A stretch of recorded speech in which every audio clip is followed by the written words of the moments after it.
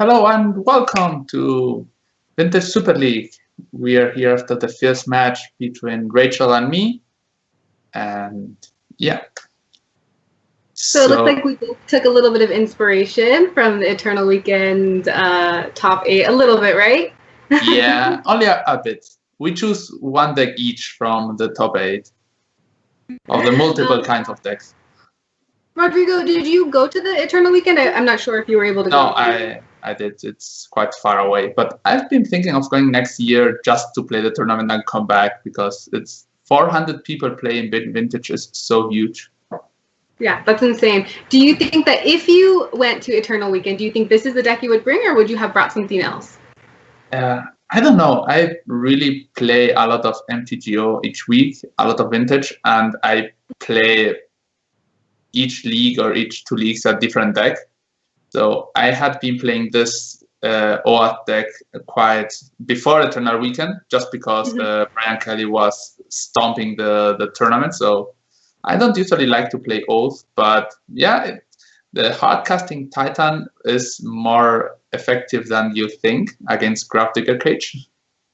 Yeah, I think so. I feel like Oath previously, I don't want to say it was completely dead, but Gravedigger's Cage was a much bigger deal than in like the deck you're playing. You can actually get around it reasonably. Yeah. You get to win a lot of games just by drawing Auriok or drawing Titan and hardcasting it, which is a bit better, and all the Ancient Grudge and so helps you a lot. So, and why you choose the deck? Because you play math, but with some spicy things.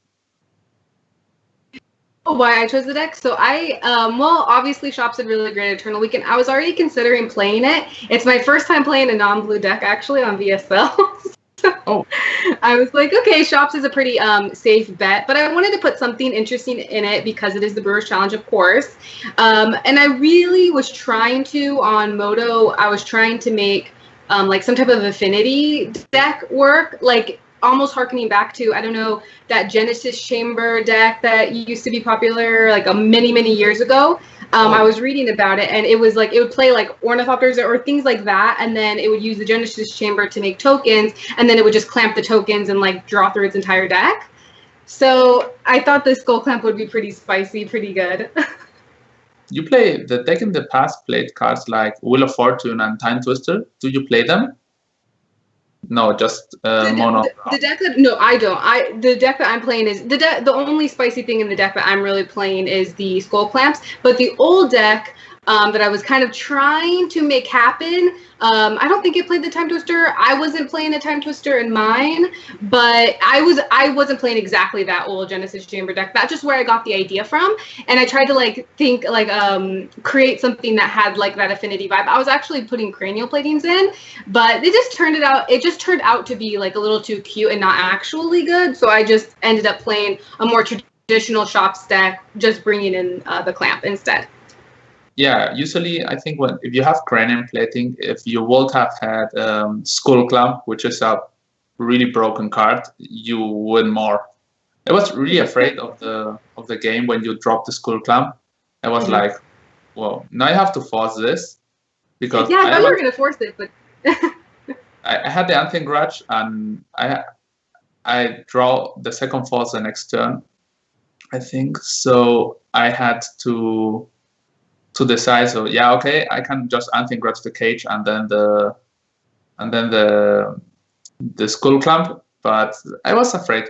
There was an interesting situation in our game when you played the Spyglass. I had the Sudden Shock and a Braid in my hand, and you will see them. And the problem with this is that I will like to play the Sudden Shock like I do, but you had one card in hand, and it could be a Wasteland effect, which was a disaster if the card that is, if I hold up the Abrade and you attack me, and the card that comes out is the Auriok and not the Titan.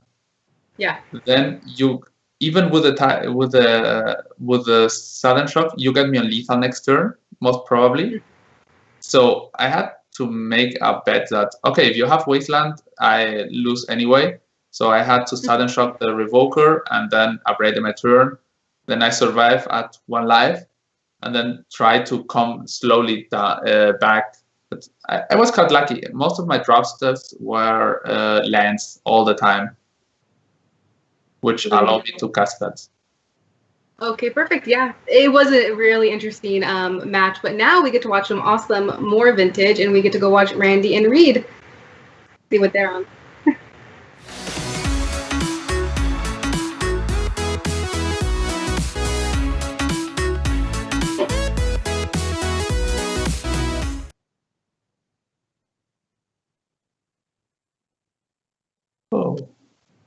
Whoa. We are here. We're going to see. So Reed Duke is on Paradoxical Storm. I kind of put Reed as being on some type of combo deck. And then what is going on? Oh my God, Randy! I put you on Shops and I put Reed on Storm, but I thought that Randy was gonna play Dredge. I was thinking Randy was going to play some, like, I don't know, Belch or some other, like, wacky type of combo deck. But I'm so much happier right now. Like, oh my gosh, that he's playing Merfolk. Yeah, Merfolks are cool. So he got to play a double Cursor Catcher turn 1, which is not bad against a Storm deck. Which I'm pretty sure that Randy has also put Reed on a Storm deck. He has not played it in the last 2 weeks, and we know he loves the Storm. So yeah, absolutely. He saved his best for last. He really saved his Storm deck for his 3rd week. And I think everyone kind of thought Reed Duke would at least at some point in the 3 decks that he could play Storm. Yeah. I don't know what. I don't understand the name of Randy's deck though. Am I missing something? From Debate, maybe. Okay.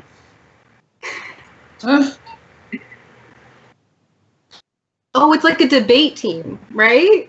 Like, I don't know what that has to do with Merfolk though. Oh, because it's a fish. It's a school.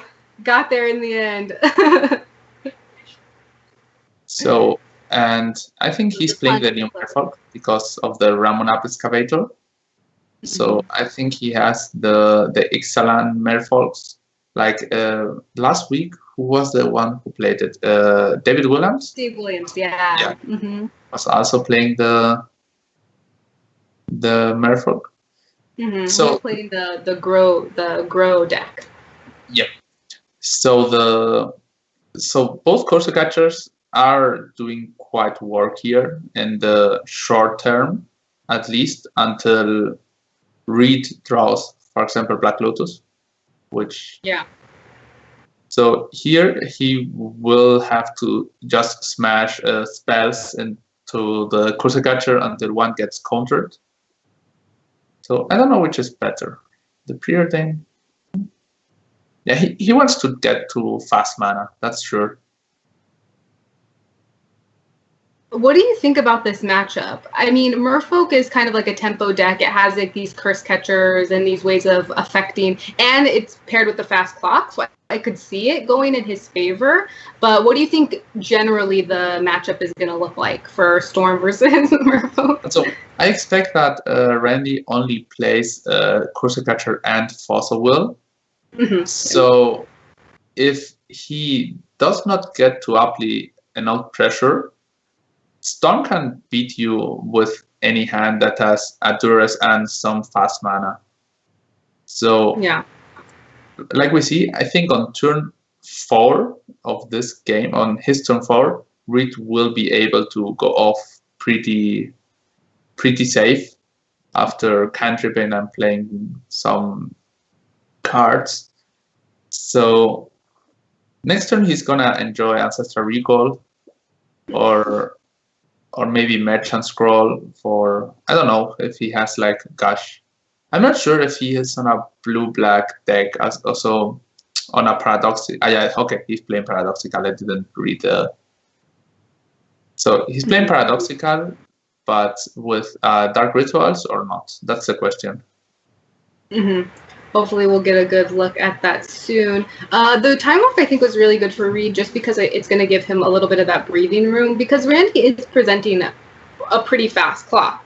The problem is the curse catchers, obviously, as time goes on, they become less effective, and you don't really want to use them when they're like your main source of damage, because now you're not presenting that fast clock. It gives him more time. So you get some, but you take some away. Okay, so this volcanic means that Reed is playing Wheel of Fortune, most likely, which I don't like in this storm. I think you have enough business that you don't need to play red just for the... But he also likes to play Pyroblast. Usually one main deck, one or two sideboard. So, and here, he can Time Twister, but Time Twister could mean that next turn he's dead. So yeah, he plays Merchant Scroll for Chain of Vapor. Merchant Scroll for Chain of Vapor nets him 1 mana the next turn. Merchant Scroll for Gush, I think that's not really worth. Merchant Scroll for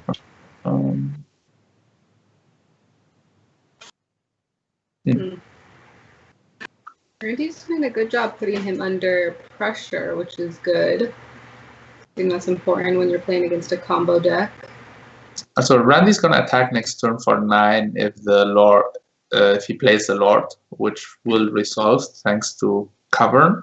So he will put Reed on 2 life, and from then, yeah, Chain of Vapor to get ahead 1 mana next turn. And the problem here, he has Paradoxical Outcome, but has only drawn like 1 Mox and the Lion's Eye Diamond. So he cannot get the advantage of this. So here, what you do? After seeing Chain of Vapor, I think you play the Merfolk, yeah, sure. Yeah. Definitely play the Lord. So he'll be attacking for...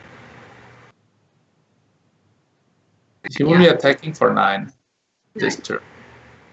And then turn 4 for raid is the critical turn. Like, so Reed can not... he could bounce the Corsi Catcher now, making him sacrifice, and then force the Corsi Catcher again when it comes back, which I think it's fine. Is that better than... Oh, now he... he chose to chain the Lord. He changed the Lord, then he sacrificed Corsi Catcher. That's so he's better. back to the Curse Catcher. So you get an edge in life, which is not relevant because you are dead next turn anyway. Yeah. That hits for 4. Yeah, you're dead next turn anyway.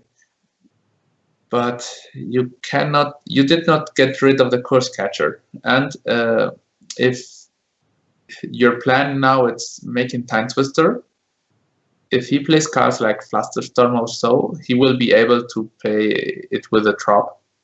I think that's close.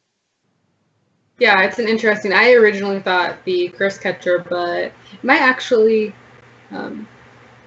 be better to do the Lord. So he chooses not the sack. No, I don't think And you sack because you race at the same speed. Mm-hmm. And here, if you bounce the Curse Catcher, then he bounces, you lose 1 more life, and then I think playing here the Lord is not...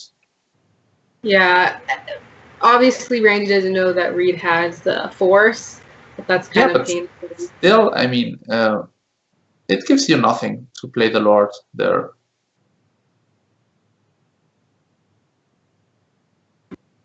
I mean, you don't know Reed's hand, but you're gonna get lethal anyway because your Lords have Island Walk. Even if he plays up like Steel Colossus or something like that. Mm-hmm. And then... So, now the options. You Time Twister or you Outcome. You can outcome for 3 cards. Yeah, I think I like Time Twister here. Yeah, I was gonna say outcome seems it's like a baby outcome, which I don't think is great considering where he's at, the position he's in. It's unlikely to kind of like get him off the ground. In the chat they say that bluffing counter magic. The thing is that if you bluff counter magic, he could maybe make a play that he will not if you have different business spells, and also you risk to get your force counter. So let's see what he does. We'll see if it paid off. That's for sure. You play the land here if you twist. It's better.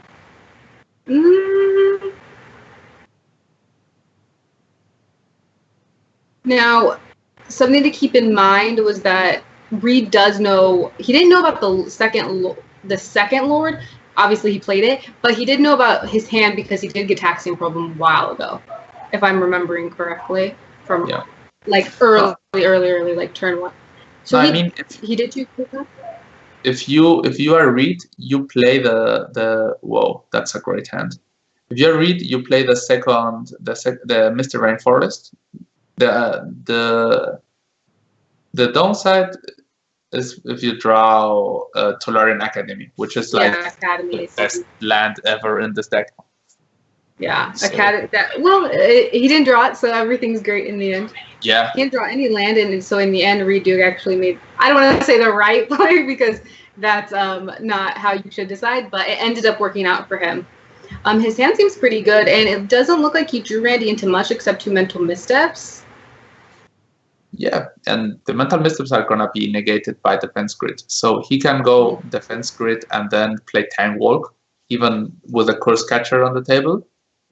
And then on tap and start doing great things. Not a lot, but he can, for example, play Preordain, Brainstorm, and then will for Time Walk or Twister with the LED, which is in fact this turn a Black Lotus. Wow. So it ended up you were right with what you said earlier. If Reed got to his like 4th, 5th turn, which he kind of time walked helped him with that, he was really able to start getting something going, even though Randy was putting quite a bit of pressure on him. Yeah, the Curse Catcher are just dazes. They're not hard contests, so you just need time. The biggest thing in playing a Storm deck or a combo deck against any deck that plays soft counter magic is you need time. If they are not applying pressure, it will come a time that you play a Dark Ritual that one Dark Ritual negates 2 dazes, and you are slowly getting ahead on cards on them, and that's quite good for him. Absolutely, which I think that's the plan with Merfolk. Is Merfolk has the Curse Catchers, has forces. I think its plan is basically to pinch the opponent between having the fast clock and just providing little speed bumps so that when you combine it, it's hard for a deck like to normally have that extra time. But he came. You do have to give it to Randy. He's putting them down to the wire here. It's like he puts them up against the wall and is like, "Hey, you have to. If you're going to win, you have to win right now, and if not, then I do." Yeah. And drawing the Time Walk there was also one of the best draws he could get. Absolutely. So he has Historical Recall, Ancestral, Paradoxical. So he can put Paradoxical on top under Yawmoth Will and then play. No, wait. Yeah, he could have put Paradoxical the second or the 5th, depending on what he wants to do next turn, and then play the Mox, imprinting Hulk's Recall to play Ancestral, and so Reed would be forced to or let the Ancestral Recall resolve or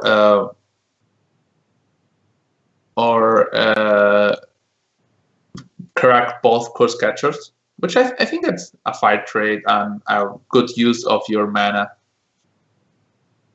So now is Paradoxical Outcome time for 5 cards, because he's gonna let the grid on the table. Yeah, this is looking like an abundance of riches for Reed for sure. I expect that, Black Lotus and Tinker, and so he could go Tinker, Time Walk. Yeah, Tinker, Time Walk does not win here.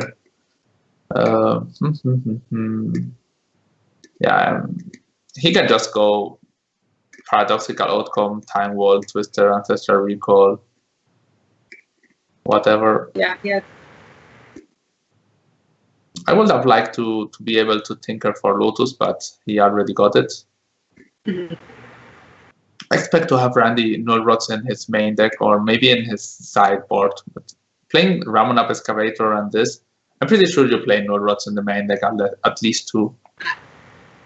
I would think he was playing main deck Null Rods. Old Merfolk decks always used to play main deck Null Rods, and it seems even better now with Paradoxical Storm and things like that. So I would imagine he is. We just haven't seen him, but there's a chance not. So you Paradoxical again. Now, I think here you have to make him sacrifice the Lotus.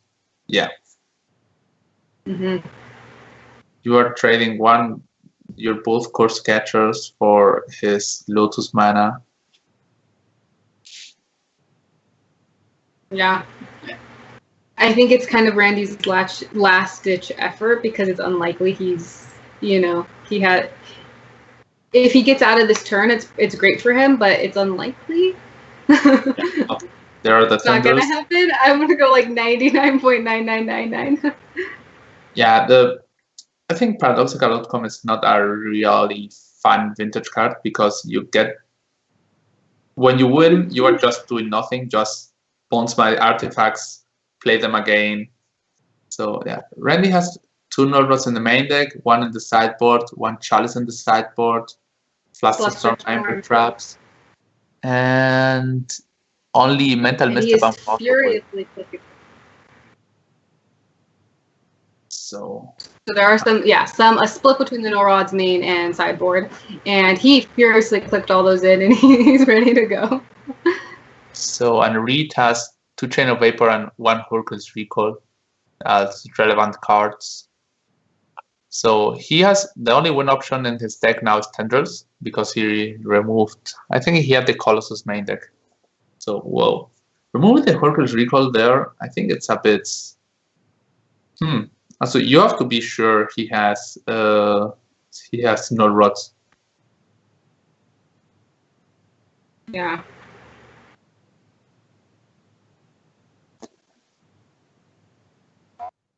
Looking at anything else, and I'm trying to look at anything and see if there's anything else spicy about the decks. Other than obviously the Green Merfolk and Randy's deck. Wraith is playing 1 Pyroblast, 1 Right Elemental Blast, like he always does. Nothing wrong with that. So normally the Merfolk deck doesn't obviously play green. Do you think that his mana base is going to suffer from that? Because one of the draws of playing Merfolk is that you're able to play Mutavaults, you're able to play Wastelands, and you don't have to worry about any type of mana issues. Do you think the green upsets that, or? Also, the green, your deck is more or less already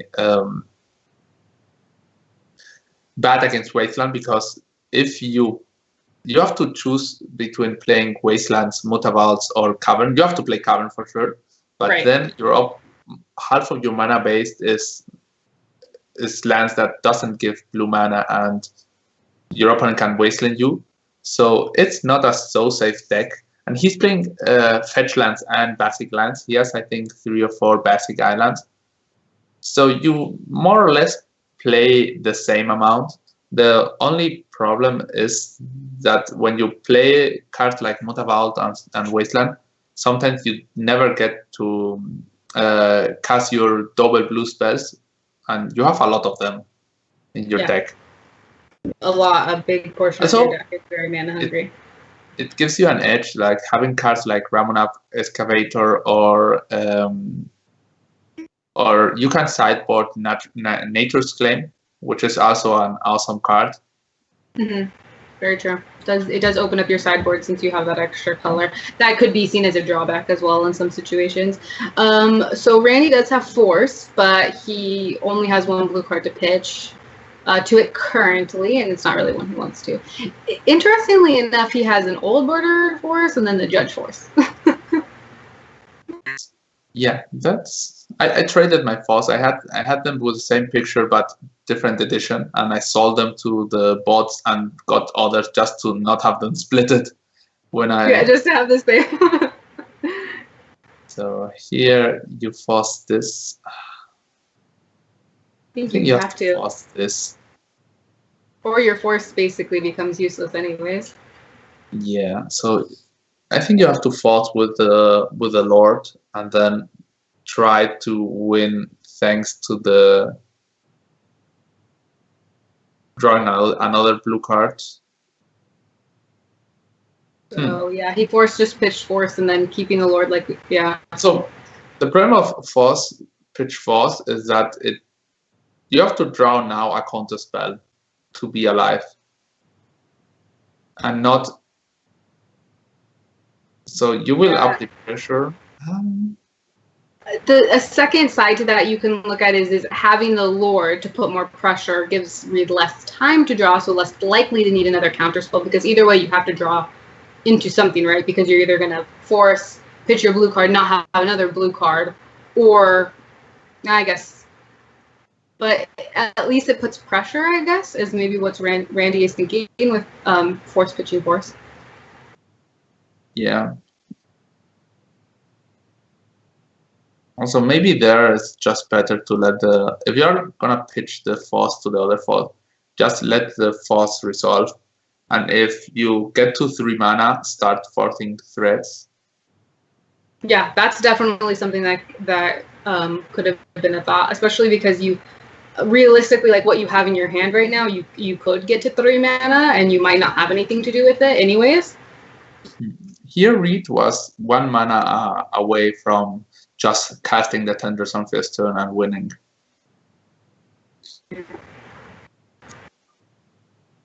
Oh, I did not see.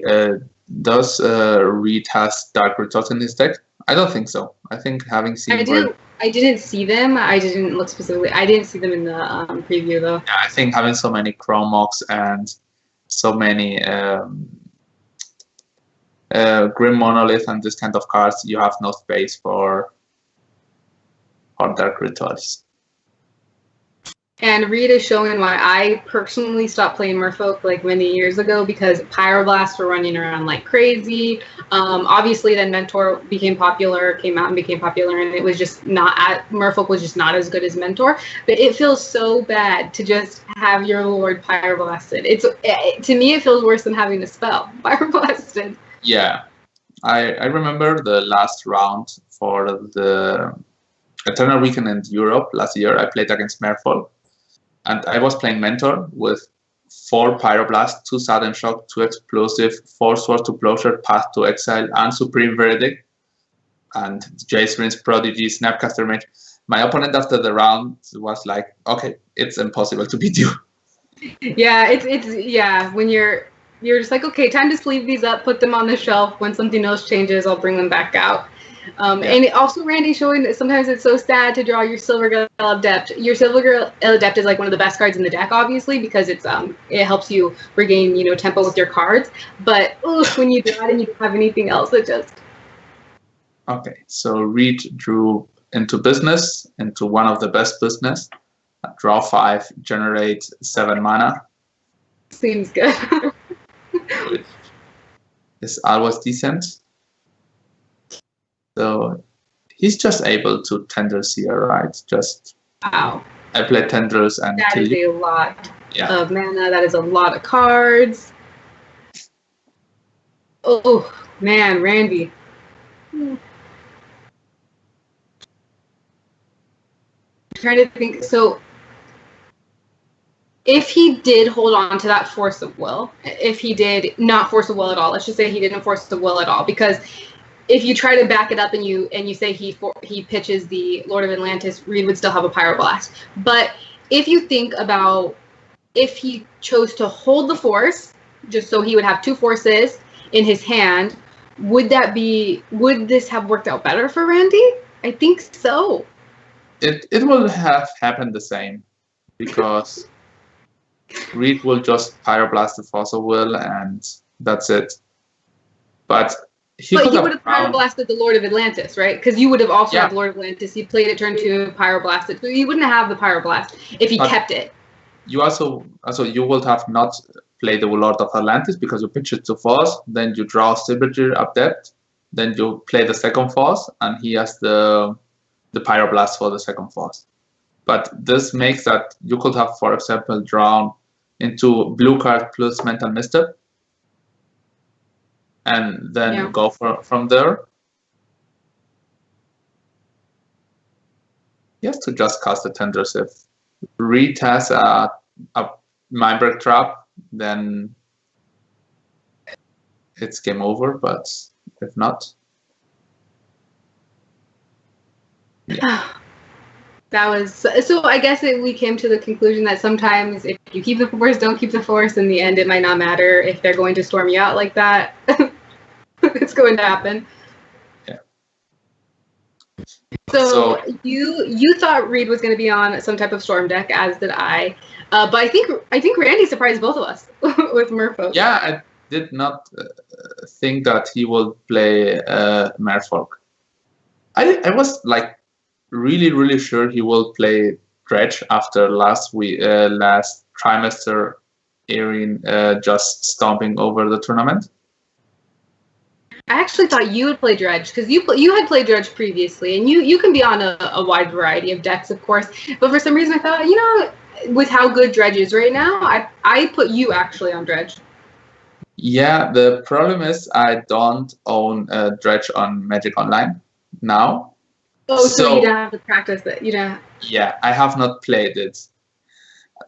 Also, the last time I played Dredge, it was for the reason I knew my group, and I knew I was playing against you, and you has like almost no Dredge hate in your sideboard, which was a bit of the reason to play it. But I also knew that no one would expect it. But with this new system we just did not know against who we play. So I just keep sending a good deck list that I think that I will bring to a tournament for playing, because they are... I cannot metagame like we all do, and I think that's better, because you get real decks and not this fake for people metagame. Right, because you know exactly who you're playing against. Yeah, it keeps it a lot more exciting, because you don't know. You have to submit your deck with the idea that you're playing against anybody in the entire league. So it's more true in that sense too. You can't just submit a deck that's good against certain people, but not good in general. Yeah. So the next match we have is Randy against you. Me against Merfolk. This is like in a way, this matchup is like a old matchup. This is something that you would see like many years ago, except obviously there's many differences in the shops list. If the Raminap Excavator could be difficult for me, that's what I perceive to be the biggest hurdle that I'm going to. It can be hard. I also think who's going to be on the play is going to be a big determinant as well. With both of these decks, it's like really important. You really want to win the die roll. Yeah. The